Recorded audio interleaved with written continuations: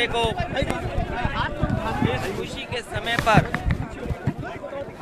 हम आज़ादी के संकल्पों को भी याद दिला रहे हैं, जो सपने लेकर के इस देश को आगे बढ़ाने के लिए काम किए गए, उन सपनों को कैसे पूरा किया जाए। और आज जब हम आज़ादी की खुशियां मना रहे हैं, वहीं हमारे देशवासियों के सामने चुनौतियां भी हैं। और आज चिंता का विषय ये भी है कि महंगाई चरम सीमा पर है। चिंता का विषय इस बात का भी है कि चरम सीमा पर बेरोजगारी है।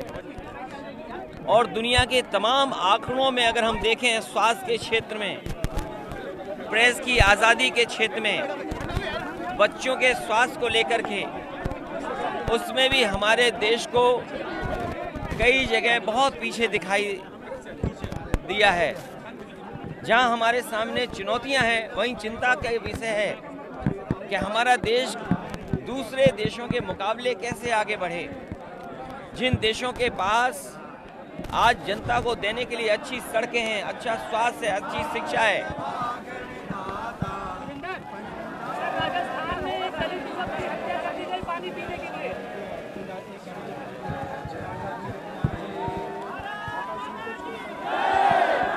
तो इन चिंताओं को भी ध्यान में रखते हुए कि बेरोजगारी कैसे कम हो, महंगाई कैसे कम हो, हमारे देश में भी उद्योग कारखाने लगें, आर्थिक रूप से हम आगे बढ़ते दिखाई दें।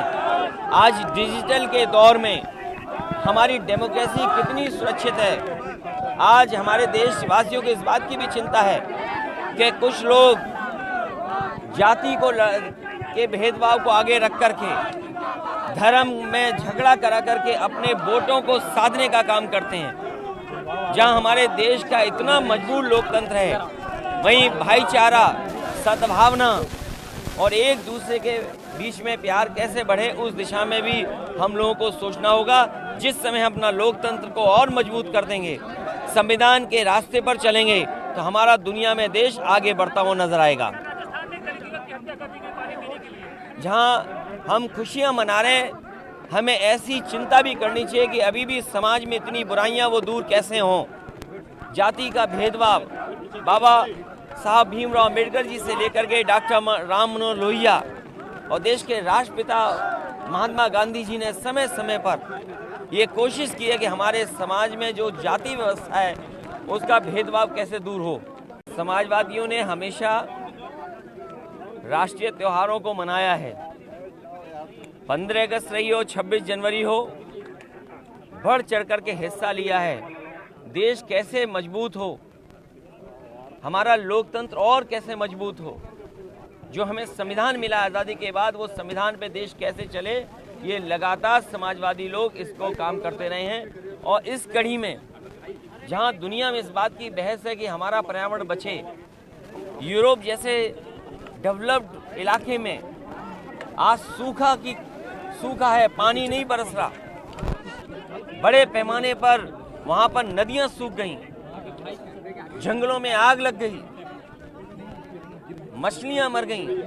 पर्यावरण कैसे सुरक्षित हो, इस दिशा में भी काम होना चाहिए। और मैं समझता हूं देश की बड़ी भूमिका हो सकती है। मोदी जी ने कहा था 2022 तक कोई ऐसा आदमी रहेगा नहीं रहेगा, इसके बाद सबका करना हो।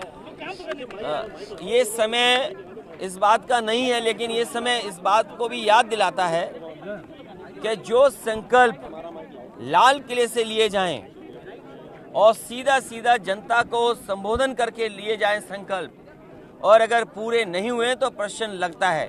इसीलिए मैंने कहा कि देश के सामने चुनौतियां भी हैं और चिंता करने का समय भी है, क्योंकि जिस समय बेरोजगारी चरम पर हो, आज डेमोग्राफिक डिविडेंड की बात नहीं कर रहे हैं, महंगाई चरम सीमा पर हो और उद्योग कारखाने न लग रहे हों, कुछ लोगों के पास पूरी संपत्ति आ गई हो, फिर ये कैसी आर्थिक आज़ादी होगी।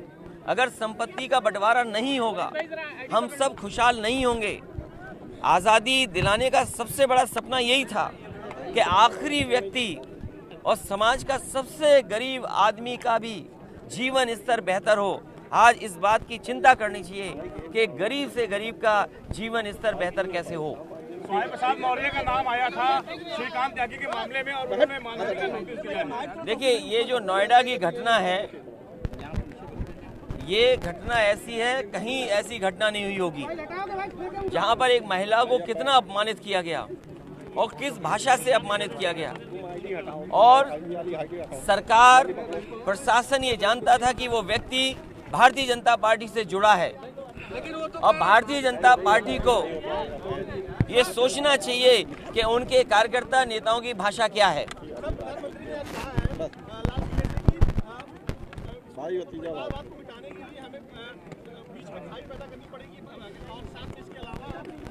ये समाजवादी परिवार है, ये समाजवादी परिवार और मजबूत होगा। सर, त्यागी के ऊपर आरोप लगा सर बुलडोजर चला नहीं उसके घर पे। देखिए, तभी प्रधानमंत्री ने चिंता लाल किले से भी की है कि नारी का सम्मान होना चाहिए। पूरे देशवासियों को बहुत बहुत मुबारकबाद और बधाई देना चाहता हूँ। भारत की आज़ादी को लेकर के न जाने कितने लोग शहीद हुए, लोगों ने अपनी जान तक निछावर कर दी। जहां हम आज 15 अगस्त की आज़ादी की खुशियां मना रहे हैं, वहीं हम उन शहीदों को भी याद करते हैं, उन लोगों को भी याद करते हैं जिनकी कुर्बानी से हमें आज़ादी मिली है।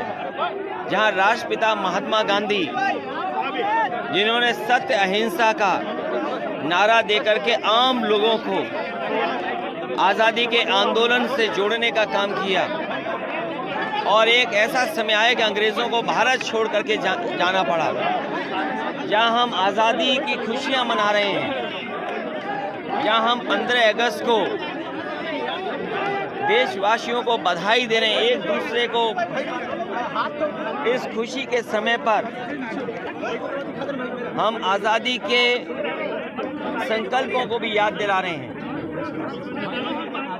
जो सपने लेकर के इस देश को आगे बढ़ाने के लिए काम किए गए, उन सपनों को कैसे पूरा किया जाए। और आज जब हम आज़ादी की खुशियां मना रहे हैं, वहीं हमारे देशवासियों के सामने चुनौतियां भी हैं। और आज चिंता का विषय ये भी है कि महंगाई चरम सीमा पर है। चिंता का विषय इस बात का भी है कि चरम सीमा पर बेरोजगारी है। और दुनिया के तमाम आंकड़ों में अगर हम देखें, स्वास्थ्य के क्षेत्र में, प्रेस की आज़ादी के क्षेत्र में, बच्चों के स्वास्थ्य को लेकर के, उसमें भी हमारे देश को कई जगह बहुत पीछे दिखाई दिया है। जहां हमारे सामने चुनौतियां हैं, वहीं चिंता का विषय है कि हमारा देश दूसरे देशों के मुकाबले कैसे आगे बढ़े। जिन देशों के पास आज जनता को देने के लिए अच्छी सड़कें हैं, अच्छा स्वास्थ्य है, अच्छी शिक्षा है। राजस्थान में एक दलित युवक की हत्या कर दी गई पानी पीने के लिए।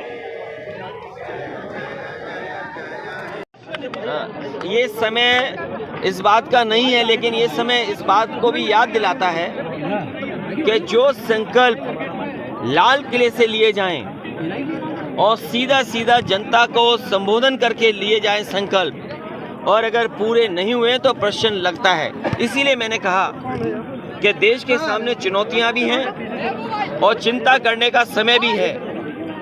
क्योंकि जिस समय बेरोजगारी चरम पर हो, आज डेमोग्राफिक डिविडेंड की बात नहीं कर रहे हैं, महंगाई चरम सीमा पर हो और उद्योग कारखाने न लग रहे हों, कुछ लोगों के पास पूरी संपत्ति आ गई हो, फिर ये कैसी आर्थिक आज़ादी होगी? अगर संपत्ति का बंटवारा नहीं होगा, हम सब खुशहाल नहीं होंगे। आज़ादी दिलाने का सबसे बड़ा सपना यही था कि आखिरी व्यक्ति और समाज का सबसे गरीब आदमी का भी जीवन स्तर बेहतर हो। आज इस बात की चिंता करनी चाहिए कि गरीब से गरीब का जीवन स्तर बेहतर कैसे हो। स्वामी प्रसाद मौर्य का नाम आया था श्रीकांत त्यागी के मामले में और उन्होंने मानहानि का नोटिस दिया है। देखिए, ये जो नोएडा की घटना है,